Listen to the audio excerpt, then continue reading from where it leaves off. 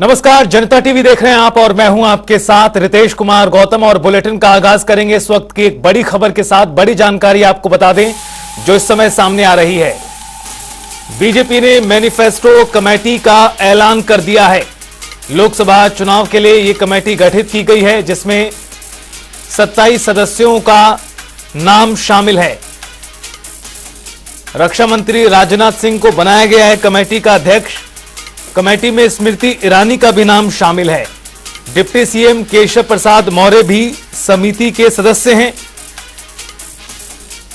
राधा मोहन दास अग्रवाल का भी है नाम शामिल। तारिक मंसूर का नाम भी शामिल है। आपको बता दें कि बीजेपी द्वारा मैनिफेस्टो बनाने को लेकर मैनिफेस्टो कमेटी गठित की गई है जिसमें अध्यक्ष राजनाथ सिंह हैं और सह संयोजक आपको बता दें पीयूष गोयल हैं। और इस तरह कुल 27 सदस्य शामिल हैं जिसमें अध्यक्ष, संयोजक और सह संयोजक भी शामिल हैं। प्रदेश से 5 लोगों को इस सूची में जगह दी गई है मैनिफेस्टो कमेटी को लेकर। डॉक्टर राधा मोहन दास अग्रवाल का नाम शामिल है। डिप्टी सीएम केशव प्रसाद मौर्य, तारिक मंसूर का भी नाम शामिल है।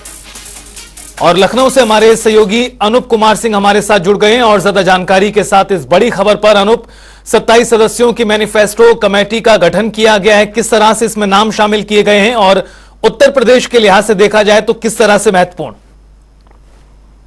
बिल्कुल, भारतीय जनता पार्टी ने 2024 लोकसभा चुनाव के लिए जो घोषणा पत्र बनेगा उसके एक कमेटी का गठन कर दिया गया है। इस समिति में रक्षा मंत्री राजनाथ सिंह को अध्यक्ष बनाया गया है। काफी महत्वपूर्ण होता है जब लोकसभा चुनाव का जब मैनिफेस्टो बनता है। ऐसे में भारतीय जनता पार्टी पहले से ही सर्वे करवा रही थी और जनता से अपना जो मन टटोल रही थी कि जनता की वर्तमान में क्या क्या आवश्यकताएं हैं, क्या क्या उनकी मांगे हैं और चुनावी मुद्दे क्या हो सकते हैं। लगातार इस पर मोदी की गारंटी वाली जो गाड़ी घूम रही थी वो लगातार सर्वे को लेकर सर्वे कर रही थी। और आपने देखा भी होगा कि लगातार जनता से समन्वय के साथ साथ उत्तर प्रदेश में इसकी जिम्मेदारी वित्त मंत्री सुरेश खन्ना को दी गई थी कि उत्तर प्रदेश का ये तमाम जनता सब मन टटोलें और सबकी मांग उसको प्रस्तुत की गई थी। अब जाके जो केंद्रीय कमेटी बनाई गई जिसमें रक्षा मंत्री राजनाथ सिंह अध्यक्ष इस कमेटी के हैं, वित्त मंत्री निर्मला सीतारमण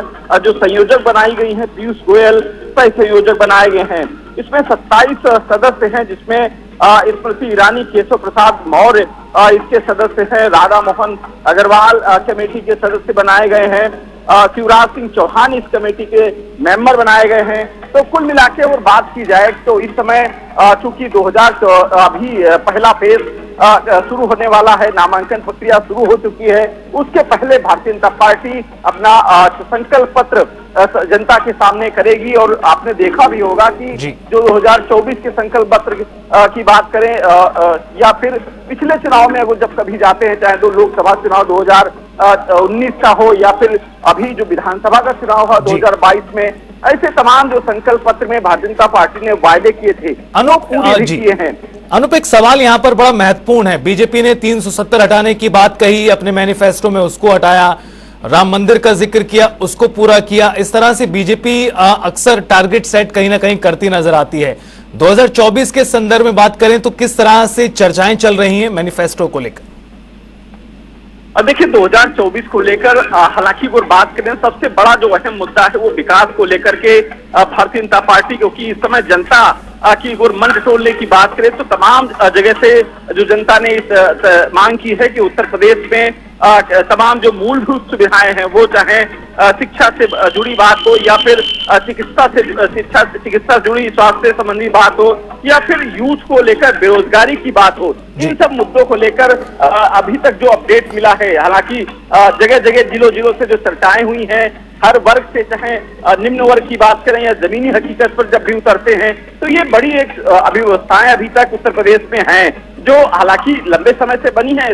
सरकार ने सुधार किए हैं लेकिन अभी धरातल पर बहुत अच्छी तरीके से नहीं इसको उतर पाई हैं, जिसको लेकर जनता अभी भी जो उनके सवाल हैं, जो उनकी मांग है वो स्वास्थ्य, शिक्षा, सुरक्षा के साथ साथ बेरोजगारी भी एक बहुत बड़ा मुद्दा उत्तर प्रदेश या पूरे देश बिल्कुल अनूप। और अब यही सवाल है कि आखिरकार किस तरह से मैनिफेस्टो तैयार किया जाएगा जिसमें बेरोजगारी के साथ किस तरह से विकास को प्राथमिकता दी जाएगी। आपका बहुत शुक्रिया इस पूरी बातचीत और जानकारी के लिए। तो बड़ी खबर, अहम जानकारी, बीजेपी ने मैनिफेस्टो कमेटी का गठन कर दिया है। 27 लोगों को इसमें शामिल किया गया है। कई केंद्रीय मंत्री, कई मुख्यमंत्री इसमें शामिल हैं। खबरों में आगे बढ़ेंगे और बात करेंगे एक और बड़ी खबर की। बड़ी जानकारी आपको बता दें, लोकसभा चुनाव को लेकर बैठकों का दौर भी जारी है। कोर समिति की बैठक उत्तर प्रदेश में, बीजेपी चुनाव और समिति की बैठक जारी है। बड़ी खबर आपको बता दें, प्रदेश पार्टी कार्यालय में बैठक हो रही है। बैठकों का दौर चुनाव के मद्देनजर बीजेपी के प्रदेश अध्यक्ष भूपेंद्र चौधरी भी बैठक में मौजूद हैं। संगठन मंत्री भी मीटिंग में हैं मौजूद। यूपी बीजेपी कोर ग्रुप की ये बड़ी बैठक हो रही है।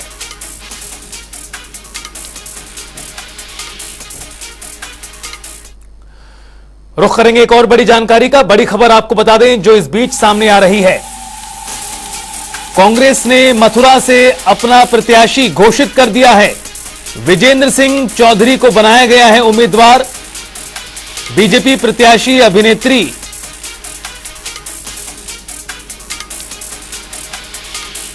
बड़ी खबर, अहम जानकारी, बॉक्सर विजेंद्र को जगह दी गई है कांग्रेस पार्टी द्वारा। मथुरा में अब ऐसे में मुकाबला बेहद दिलचस्प कहीं ना कहीं बनता नजर आ रहा है। एक तरफ हेमा मालिनी तो दूसरी तरफ कांग्रेस की ओर से बॉक्सर विजेंद्र को कांग्रेस ने मैदान में उतारा है। बीजेपी प्रत्याशी जो वर्तमान में सांसद भी हैं, उनसे टक्कर होगी कांग्रेस के उम्मीदवार की। बॉक्सर विजेंद्र को कांग्रेस पार्टी ने प्रत्याशी बनाया है। मथुरा लोकसभा सीट से बीजेपी प्रत्याशी अभिनेत्री हेमा मालिनी से होगी टक्कर।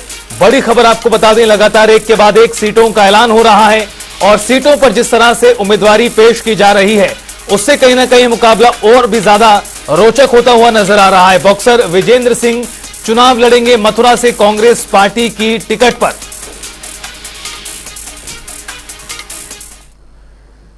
तो वहीं भारतीय जनता पार्टी ने स्टार प्रचारकों की सूची भी जारी कर दी है। मेरठ में मुख्यमंत्री नायब सैनी प्रचार करते नजर आएंगे।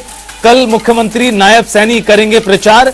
हरियाणा के सीएम नायब सैनी को बतौर स्टार प्रचारक ये बड़ी जिम्मेदारी सौंपी गई है और कल मेरठ में चुनाव प्रचार करते नजर आएंगे हरियाणा के सीएम नायब सिंह सैनी। बड़ी खबर आपको बता दें, बीजेपी ने स्टार प्रचारकों की सूची जारी कर दी है जिसमें हरियाणा के सीएम को बड़ी जिम्मेदारी सौंपी गई है और कल मेरठ में चुनाव प्रचार करते नजर आएंगे मुख्यमंत्री नायब सैनी। बड़ी जानकारी, अहम खबर इस वक्त की आपको बता रहे हैं। मेरठ में सीएम सैनी करेंगे चुनाव प्रचार। सीएम नायब सैनी कल चुनाव प्रचार करते नजर आएंगे और स्पर्श शर्मा हमारे सहयोगी जुड़ गए इस बड़ी खबर पर ज्यादा जानकारी के साथ। स्पर्श, अब हरियाणा के मुख्यमंत्री नायब सैनी को बतौर स्टार प्रचारक उत्तर प्रदेश में उतारा जाएगा। कल मेरठ में चुनाव प्रचार करते नजर आएंगे नायब सैनी। एक तरह से देखा जाए तो बड़ी जिम्मेदारी कहीं ना कहीं सौंपी गई है। देखिए, बिल्कुल वेस्ट यूपी की बात करें, पीएम की कल एक बड़ी रैली है मेरठ में और उस रैली में नायब सैनी भी जो है शिरकत करते हुए जो है नजर आएंगे। हरियाणा के मुख्यमंत्री हैं और बतौर स्टार कैंपेनर उनका नाम जो है देखने को मिलता हुआ जो है नजर आता है। कल ये रैली जो है देखने को मिलती हुई नजर आएगी और एक ऑफिशियल तौर पर हम बात करें तो जो आज चुनाव प्रचार का आगाज है वो लोकसभा चुनाव के लिए जो प्रधानमंत्री हैं वो आज जो है करते हुए जो है कहीं ना कहीं नजर आएंगे।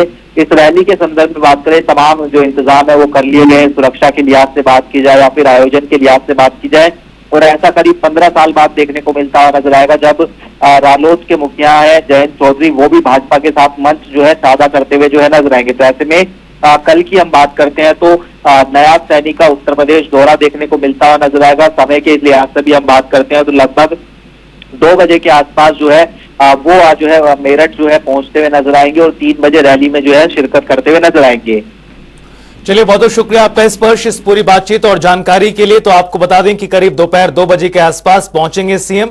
दरअसल कल मेरठ में एक बड़ा कार्यक्रम होने जा रहा है जिसमें पीएम मोदी भी शामिल होंगे।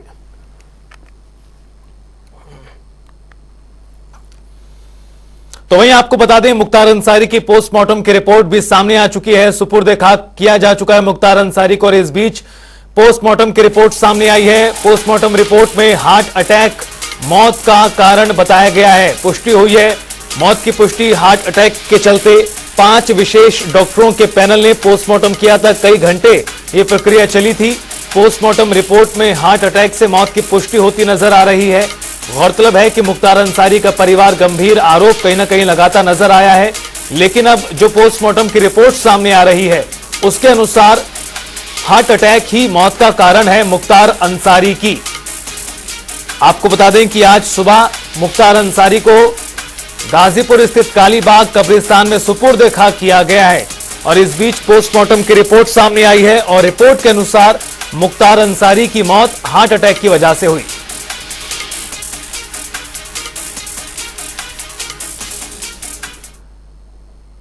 रुख करेंगे अगली खबर का। प्रधानमंत्री नरेंद्र मोदी कल मेरठ के दौरे पर आ रहे हैं और इस दौरान वो मेरठ में चुनावी रैली को भी संबोधित करेंगे और इसके साथ उनके साथ मुख्यमंत्री योगी आदित्यनाथ सहित रालोद नेता जयंत चौधरी भी मौजूद रहेंगे। तो वहीं पुलिस प्रशासन की ओर से रैली के लिए सभी तरह की तैयारियां की जा रही हैं। प्रधानमंत्री नरेंद्र मोदी कल मेरठ पहुंच रहे हैं और एक विशाल जनसभा का यहां पर आयोजन किया जा रहा है। इस रैली को संबोधित करने के लिए ही मोदी यहां पहुंच रहे हैं। उनके साथ साथ प्रदेश के मुख्यमंत्री योगी आदित्यनाथ और आरएलडी चीफ जयंत चौधरी भी होंगे। हमारे साथ कुछ लोग हैं मौजूद, उनसे बातचीत करेंगे कितनी यहाँ पर तैयारी उनकी चल रही है इस रैली को लेकर के। क्या नाम है आपका? मेरा नाम संदीप चौधरी है, मंडल मंत्री।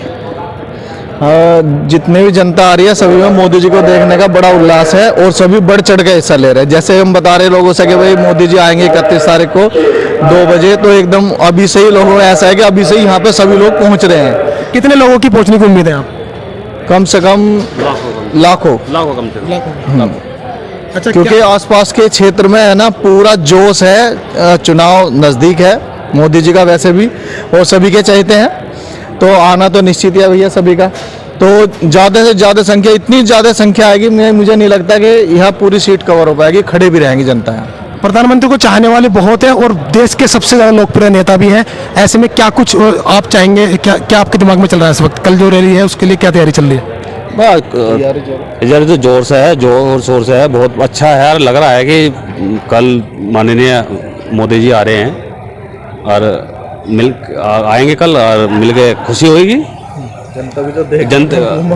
जनता की उमंग है, मतलब जनता की सबकी उमंग है आने की। मोदी की भाई मोदी तो हमारे प्रधानमंत्री। और भी हमारे साथ मौजूद है यहाँ पे कुछ। आप ही बताइए कितनी ज्यादा बेसब्री आपको यहाँ पर नजर आपको लगती है? कल एक दौरा होने वाला है, बहुत बड़ी विशाल रैली यहाँ पे होने वाली है, क्या आपके मन में चल रहा है? बेसब्री हमें नहीं, जितनी भी जनता है यहाँ पे सबके मन में ही है। सभी मोदी जी को दूर से देखते, पहले टीवी में देखते थे, अब अपने सामने देख पाएंगे। और लोगों को या बच्चों को भी, छोटे छोटे बच्चों को भी एकदम मन में है कि हम मोदी जी को अपने पास से देख पाएंगे। और सारे एकदम ही उत्साहित हैं। जिसके भी पास हम जा रहे हैं सभी यही करें कि कितने बजे से जाएंगे। लोग अपने सुबह 11 बजे से 10 बजे से आना शुरू कर देंगे अपना। और लोगों से बस थोड़ा सा निवेदन ये भी है कि अपना थोड़ा सा संयम बना के रखें कि भीड़ भड़ाका ना करें, धक्का मुक्की ना करें, अपना आराम से आएँ। जिसको सीट ना भी मिले तो अपना घर में बैठ के टीवी में भी देखें, जब यहाँ भी जाकर जगह बैठ जाए। तो जो मोदी जी बोल देते हैं, लोग सोचो जब टीवी में देखते थे, अब तो सामने होंगे मोदी जी उनके। तो निश्चित तौर पे ये कहीं ना कहीं कहा जा सकता है कि बेसब्री से लोगों को यहाँ पे इंतजार है। कल जो रैली विशाल जनसभा होने वाली है। मेरठ से सरफराज अहमद, जनता टीवी। तो वहीं आयकर विभाग ने कांग्रेस पार्टी को 1823 करोड़ के मामले में खाता फ्रीज कर नोटिस जारी किया है, जिसको लेकर कांग्रेस ने लखनऊ में व्यापक प्रदर्शन किया और पूर्व विधायक श्याम किशोर शुक्ला ने विरोध जताते हुए कहा, राजनीतिक दलों के आयकर से छूट के बावजूद कांग्रेस को गलत तरीके से नोटिस भेजा गया है। देखिए, कांग्रेस जो है अपने मंत्रियों को लेकर प्रदर्शन कर रही। लखनऊ में आज आयकर विभाग को जो 1823 करोड़ का मामला था कि कांग्रेस में जो पेनाल्टी लगाई गई उसका खाता सीज किया है, इसको लेकर कांग्रेसी खासे उद्वेलित हैं और लगातार वो जो सुबह प्रदर्शन कर रहे हैं। आज वो कांग्रेस जो है कार्यकर्ताओं ने यहाँ तक है कि इनकम टैक्स कार्यालय बाहर प्रदर्शन करने का ऐलान किया है, लेकिन पुलिस है जिसने घेराबंदी कर रखी है, जिससे वो आगे नहीं बढ़ पा रहे। हमारे साथ पूर्व विधायक और वरिष्ठ कांग्रेसी नेता श्याम किशोर शुक्ला जी हैं, मैं उनसे जानूं तो क्या पूरा मुद्दा है। ऐसा है कि इस समय आचार संहिता लगी हुई और चुनाव का माहौल है। ऐसे में विपक्षियों को परेशान करने का काम और तानाशाही तरीके से केंद्र सरकार ये काम कर रही है, जो उचित नहीं है। केवल विपक्ष को परेशान करना, ईडी, सीबीआई, इनकम टैक्स तमाशा बना रखा है, ये बात हमारी समझ में नहीं आती। अब आप देखिए, अगर भाजपा के ऊपर इनकम टैक्स बकाया है उस पर कोई कार्रवाई नहीं होगी, लेकिन कांग्रेस पार्टी को परेशान करने के लिए, विपक्षियों को परेशान करने के लिए षड्यंत्र रचे जा रहे हैं। जिसकी मैं निंदा करता हूँ। देखिए, आप तो शुक्ला जी बहुत पुराने नेता हैं, कांग्रेस में शुरू जुड़े हुए हैं, तो लगातार मैं देख रहा हूँ कांग्रेस के ऊपर विपक्षियों के ऊपर प्रहार हो रहे हैं। उनका खाता, आपका आरोप है कांग्रेस जो है कि खाते सीज किए गए, लेकिन भाजपा ने जो गलती की उसका नहीं किया गया। तो ऐसा क्या आप लोग आगे क्या आंदोलन करेंगे? नहीं, आगे की कार्रवाई हमारा केंद्र जो नेतृत्व है वो तय करेगा कि हम लोग आगे क्या करना है। हम लोग तो जो भी पार्टी का निर्देश होगा उस हिसाब से काम करेंगे और आगे संघर्ष के लिए कांग्रेस पार्टी हमेशा तैयार रही। आजादी से लेकर आज तक कांग्रेस पार्टी ने हमेशा संघर्ष किया है और इन मुद्दों को जो उचित नहीं है, ये तानाशाही तरीके से काम किए जा रहे हैं, ये तानाशाही सरकार को चलना नहीं चाहिए। ये सरकार की मैं निंदा करता हूँ, कड़ी निंदा करता हूँ। देखिए, लोकसभा चुनाव है, इसको लेकर के कांग्रेस प्रदर्शन कैसा रहेगा, इस पर क्या आपका जो विचार है?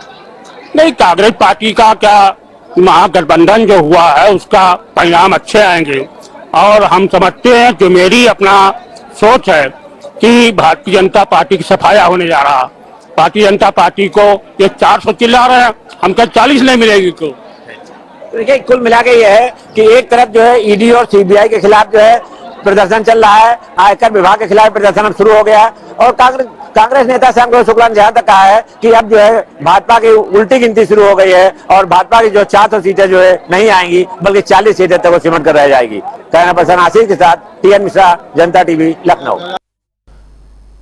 तो वहीं लखनऊ में बीजेपी नेता भूपेंद्र चौधरी ने भारत रत्न मिलने वाली सभी हस्तियों के लिए सम्मान जताया और सरकार को भी बधाई दी। साथ ही प्रधानमंत्री मोदी को इस चुनाव के लिए बधाई दी। प्रधानमंत्री जी का बहुत बहुत अभिनंदन करता हूं कि उन्होंने देश के पूर्व प्रधानमंत्री, किसानों के बड़े नेता, पूरे देश में किसानों के प्रतिनिधि के रूप में काम करने वाले चौधरी चरण सिंह जी को भारत रत्न देने के लिए किसान वर्ग का सम्मान है। हमारे कृषि के क्षेत्र में हरित क्रांति के जनक डॉक्टर स्वामीनाथन जी को जो आज सर्वोच्च सम्मान दिया गया है, मैं उसके लिए भी माननीय प्रधानमंत्री जी का अभिनंदन करता हूं। और अब रुख करेंगे 4 मिनट में 18 मंडल का। पीलीभीत पुलिस और लुटेरों के बीच मुठभेड़, गोली लगने से आरोपी गिरफ्तार, किराना व्यापारी से की थी लूट।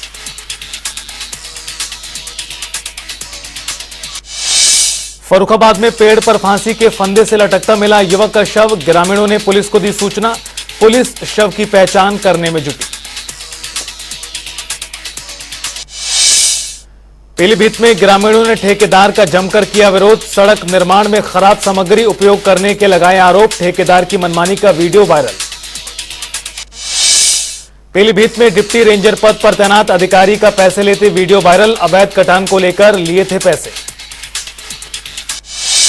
रायबरेली में बीजेपी के खिलाफ कांग्रेस का प्रदर्शन, बीजेपी पर टैक्स आतंकवाद को बढ़ावा देने का आरोप, डीएम को राष्ट्रपति के नाम ज्ञापन सौंपा। अलीगढ़ में मौसम का बदला रुख, बेमौसमी तेज हवाओं के साथ ओलावृष्टि, फसलों को पहुंचा नुकसान। इटावा में डंपर ने बाइक को मारी टक्कर, हादसे में बाइक सवार गंभीर रूप से घायल, ओवरटेक करने के चलते हुआ हादसा। बदायूं में सपा नेता धर्मेंद्र यादव ने बीजेपी पर साधा निशाना, कहा बीजेपी बदले की भावना से कर रही काम, आचार संहिता के मुकदमे में एमपी एमएलए कोर्ट में हुए थे पेश। लखनऊ में ग्राम प्रधान महिला को मिली जान से मारने की धमकी, इस्तीफा देने पर दे रहे धमकी, प्रधान ने गांव के कुछ लोगों पर ही लगाया आरोप। बरेली पुलिस के 3 सिपाहियों की गुंडई, कैंटीन चालक से मांगी थी रिश्वत, एसएसपी ने कार्रवाई कर सस्पेंड किया। लखीमपुर थाने के बाहर सांसद की भतीजी बैठी धरने पर, नारकोटिक्स विभाग में तैनात दरोगा पर लगाए छेड़खानी के आरोप, सदर विधायक और नगर पालिका अध्यक्ष भी रहे मौजूद। मैनपुरी में पूर्व ब्लॉक प्रमुख के पति की दबंगई, होली पर पीड़ित के घर फायरिंग करते हुए वीडियो हुआ वायरल, पीड़ित ने पुलिस से की कार्रवाई की मांग। फिरोजाबाद में फांसी के फंदे पर लटका मिला युवक का शव, परिजनों में मचा कोहराम। बहराइच में दिव्यांगों ने निकाली मतदाता जागरूकता रैली, डीएम ने हरी झंडी दिखाकर किया रवाना, चुनाव को लेकर लोगों को कर रहे जागरूक।